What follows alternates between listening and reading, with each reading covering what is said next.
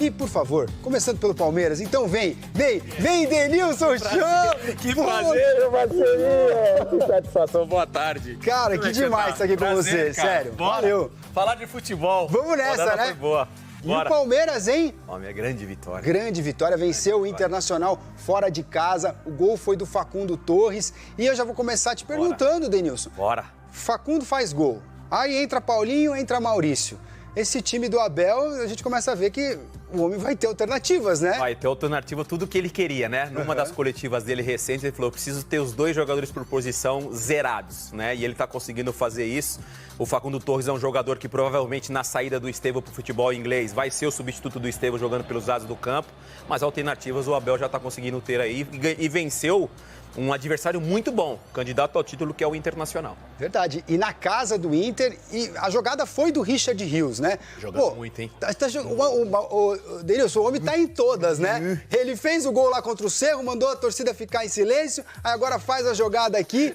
Como é que é isso? Às vezes você tem umas fases de protagonista mesmo? Ele resolveu jogar mais depois do pedido de silêncio pro torcedor, né?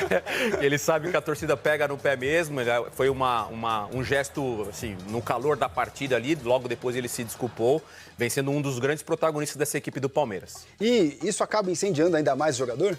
Sim, incentiva ainda mais. Eu acho que assim, internamente existe uma competição muito saudável dentro do time do Palmeiras, justamente pela qualidade técnica que tem todos esses jogadores.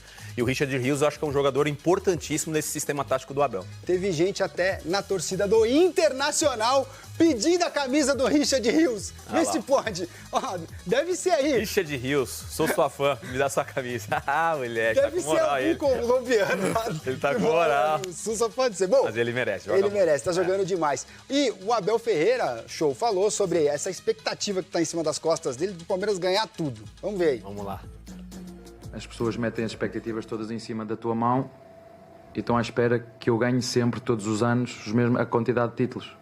Nem o Guardiola ganha, nem o Ancelotti ganha, que são os 2 melhores do mundo. Portanto, se eles não ganham, eu também não vou ganhar. Tenho feito muito ginásio, tenho as costas largas e tenho que aguentar com essas expectativas todas. É bom treinar, né?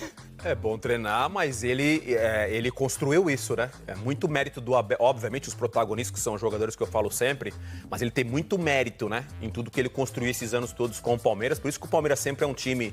o adversário sempre enfrenta o Palmeiras com uma atenção maior pela qualidade que o Palmeiras tem. Às vezes ele fala assim, o Klopp perde, o Guardiola perde, os fulanos e tal... Cara, eles alcançaram um nível, eles elevaram tão alto o nível técnico do time, que todo adversário, quando joga contra o Palmeiras, quer vencer e quer jogar bem. E o Palmeiras acho que vai encontrando soluções. É nisso que a gente fala de evoluir com o passar do tempo, não é porque você é campeão e que é só manter, e acho que o Abel é a grande prova disso. É um técnico que vai mudando, vai buscando soluções. E ele fala sobre isso na coletiva ali. Exatamente. Né? E acho que isso é muito mérito. A comissão técnica está trabalhando sempre nos processos. Não é assim, vai perder um jogo, vai ganhar outro. Mas é exatamente o contrário do que disse o Memphis. Exatamente, é o contrário. Ele está trabalhando ali para ter processos para o time ter consistência. Sim. Vai ganhar e vai perder, mas no final das contas vai ganhar mais do que perder. Porque você tem consistência num trabalho coletivo. É isso. Vai ter jogo que ele vai errar, que os jogadores vão errar. Vai ter campeonato que não vai ser campeão. Dá para ganhar tudo, você vai ter um time que vai estar sempre disputando. Sim. E vai ter consistência para estar disputando. E o Palmeiras, assim, a gente também precisa ressaltar a resiliência desse time, né? Porque muitos clubes, quando perdem um campeonato justamente para um rival, podem acusar o golpe. Acontece. No futebol acontece. No Sul acontece muito, num Grenal, etc. Você perde e isso define até o rumo de uma temporada. Você piscou, o Palmeiras tem 5 vitórias seguidas, 3 vitórias seguidas no melhor momento da temporada. Brasileirão, né? é o melhor momento da temporada. E o Corinthians, que foi campeão, nosso primeiro assunto aqui no 360, patinando. Né? Mas eu atribuo isso também muito, falando do jogo de ontem, Abel. Esse elenco do Palmeiras é um elenco para brigar por título. Todos os títulos que disputar, tirando o Mundial, né? Obviamente que vai ser mais complicado, mas você olha, por exemplo, vamos comparar as substituições do jogo. As peças que o Roger Machado tinha no banco, tirando o Borré, que é um excelente jogador, e os outros jogadores que entraram, tipo Gabriel Carvalho, Rodolfo. O Abel olha para o banco, Paulinho, vem cá. Ontem o Emiliano Martínez do banco. O Palmeiras tem um timaço. Maurício, voltando. Maurício, Então, vamos entrar. Eu quero É um saber, elenco superior ao do Inter. cadê os cornetas que falavam que a Leila não contrata ninguém, que o Anderson Barros é isso, é aquilo? Fala aquele bordão dela. Como é que é? Estão mais calmos? Ah, estão mais calmos. É mais verdade, calmos. estão mais calmos? É brincadeira, né? A gente fez essa semana aqui, né, uma avaliação dos elencos do Flamengo e do Palmeiras, né? Colocou na tela ali os elencos completos. E a gente até entende, eu pelo menos entendi dessa forma, que o Palmeiras tem reposições mais próximas no seu elenco do que o Flamengo. Então, assim, o reserva do Palmeiras, ele pode ser titular. Enquanto no Flamengo, ele entra, ele em mantém a algumas qualidade. posições isso acontece, não em todas. Sim, é verdade. E um aspecto só, é cedo, lógico, para falar, vai acontecer muita coisa no campeonato, mas ninguém duvida que Palmeiras e Flamengo são os favoritos e os times com maior poderio ali de elenco. Daí quando a gente pensa nos times que poderiam se colocar nessa briga, a gente está falando só de 4 rodadas. Mas eles já colocaram 5 pontos para cima de Botafogo, atual campeão, e Internacional, que é apontado como um dos principais. 8 para cima do Atlético Mineiro, que é um também dos que foram colocados. Os times que estão próximos não eram os times cotados para ser posto... E ainda não são, eu imagino. Fluminense, Ceará, Bragantino, postados para ser postulantes ao título. Então, mais do que demonstrarem essa força nessa arrancada, então não é se emocionar por 4 jogos. Não, o que a gente está falando do que vinha apresentando nos últimos anos, pela força do elenco que montaram, mas assim, em relação já aos concorrentes diretos, já é uma pontuação que eu acho que é para pouco tempo, mas já é considerável. É claro, é óbvio que não é para você se empolgar nem falar, olha, vai estar com a mão no título por causa de 4 rodadas. Não é. Não, claro. Mas, por exemplo, é diferente se um Bragantino, um Ceará, ou mesmo você falando, respeitando a história, a camisa de um Santos, um Vasco, por exemplo, arranca com uma grande pontuação em 4 rodadas, é diferente de Palmeiras e Flamengo? Pelo poderio dos elencos, de investimento, pelo que Palmeiras e Flamengo estão acostumados a ganhar, a disputar títulos nos últimos anos, muito mais que o Santos, muito mais que o Vasco, que são gigantes. Sim. Muito mais que vários. É importante então, pra eles. quando Flamengo e Palmeiras arrancam assim nas primeiras rodadas, os outros têm que abrir o olho mesmo. Porque se deixar desgarrar, é difícil pegar depois. Concordam? Sim, a questão toda que nessa temporada, especificamente, como tem o Mundial de Clubes, os clubes do Mundial de Clubes devem sofrer muito na volta dessa competição. Desgaste, né? Porque os outros terão descansado e eles voltarão mais cansados. Então, é importante... Isso, teoricamente, concordo plenamente. Teoria. Na prática, nem sempre. Na prática, às vezes, tem alguns que ficam treinando um mês... piora, né? Piora, porque não tem qualidade. Já vimos isso também. Mas tem descanso, né? Mas tem descanso, que isso é importante. Isso significa também um calendário mais desgastante para eles. Então, para eles arrancarem bem no Campeonato Brasileiro, fazendo a chamada gordura, é importante porque a tendência é que no segundo semestre, até porque terão também fase final de Copa do Brasil, Libertadores, eles tenham mais dificuldade de manter um nível de desempenho tão alto no Campeonato Brasileiro. O Inter foi derrotado, mas não é assim, ligo do alerta, sinal vermelho.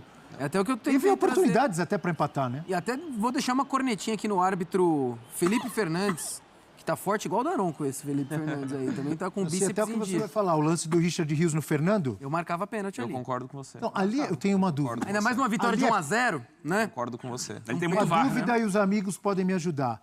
Ali é pênalti ou ainda tem aquele negócio do 2 toques Dois dentro toques. da área? Porque foi um jogo perigoso, um pé alto, não foi? Uhum. Pode ser interpretado assim? Pode ser Ainda interpretado existe assim. os 2 toques ali dentro Mas da acho que área. ainda tem o contato na cabeça. Oi? Eu marcaria Você marcaria o pênalti Eu mesmo? marcaria pênalti. E assim, A infração houve. a minha Não sei se pênalti E ou o 2 VAR não toques. chamar, né? é que lógico, é um exercício de imaginação, mas eu tô com o Joãozinho, acho que é legal ter destacado isso.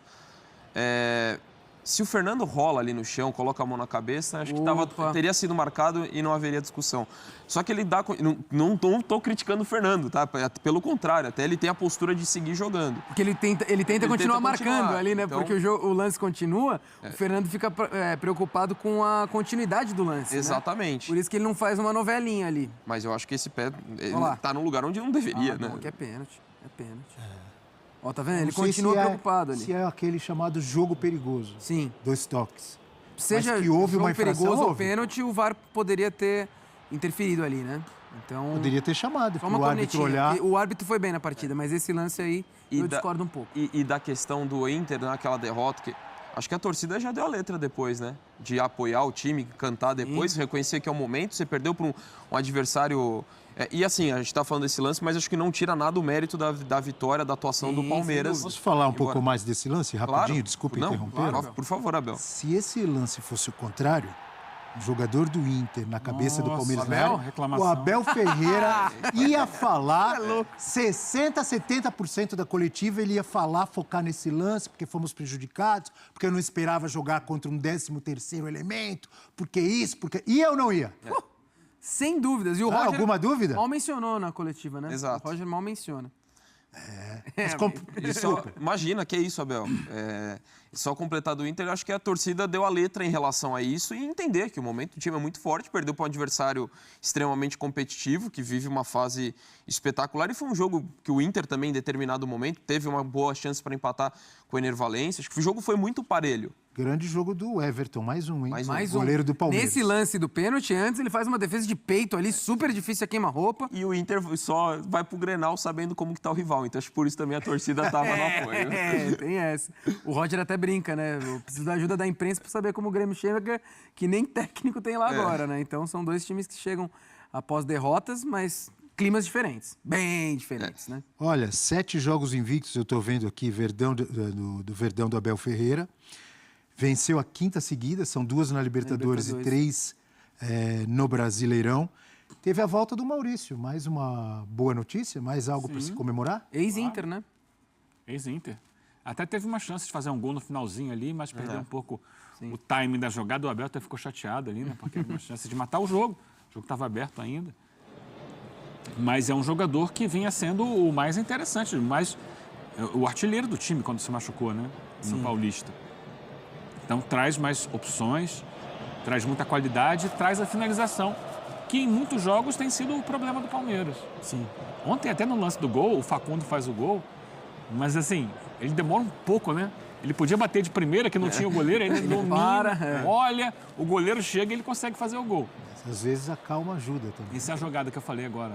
Se ele gira aqui, ó, ele fica com a possibilidade, né, de mais espaço para finalizar. Mas sim, claro que também está voltando agora, tem um tempo aí de recuperação.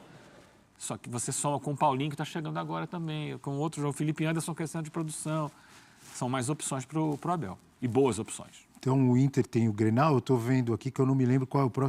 Torcida palestrina, depois dessa vitória do Verdão para cima da equipe do Internacional, a diretoria do Palmeiras também já mira, né, a próxima janela do meio do ano, né, tem o Super Mundial de Clubes, tem muitas coisas boas para o Palmeiras disputar nessa temporada e o nome do Jorginho vem ganhando cada vez mais forças para ser o cara do meio de campo, para dividir a responsabilidade com o Rafael Veiga, né, com outros jogadores qualificados que o Palmeiras tem. Então, assim, a ideia, né, da Leila Pereira, junto ali com o Abel Ferreira, toda a diretoria do Verdão, é poder formalizar uma proposta oficial para o Jorginho. É um cara, assim, de muita qualidade, um cara europeu, né, um cara que passou sua carreira toda na Europa, né, então, assim, é um jogador que pode agregar muito, tá muito próximo aí de disputar uma final de Champions. Então, assim, o jogador irá ficar cada vez mais valorizado e o Palmeiras acredita que esse atleta poderá ajudar muito ali no setor de meio de campo, mas eu quero saber de vocês, amigas e amigos, seria uma boa ver o Jorginho com a camisa do Palmeiras? Deixa aqui nos comentários que eu quero ouvir a opinião